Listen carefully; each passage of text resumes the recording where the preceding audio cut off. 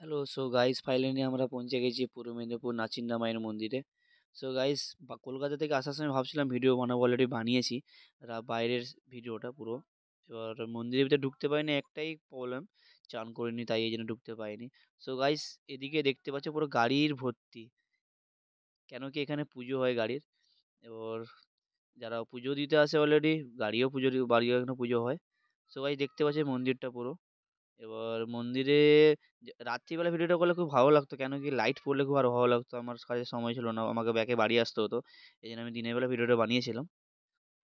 So ভাই এখানে ticket counter.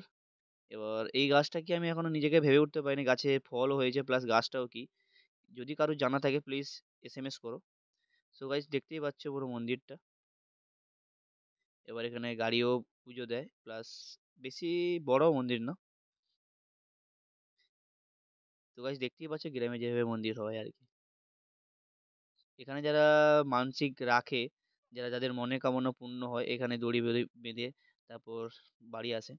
So guys আমিও করেছি। এবার দেখা যাক মনের কামনা পূর্ণ হয় কি না, হয় না ভগবানের দয়ায়।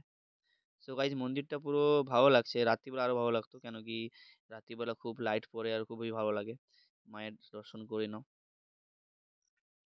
তো দেখতেই পাচ্ছ গাইস পুরো চারদিকেই লাল সুতোর ভর্তি।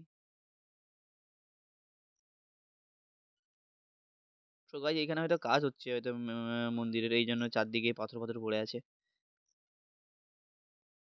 সো গাইজ রাস্তার পাশেই পুরো মন্দির, যারা কলকাতা থাকে অলরেডি রাস্তা সব কিছু জানে, যদি সময় থাকে তো একবার পুজো দিয়ে এসো।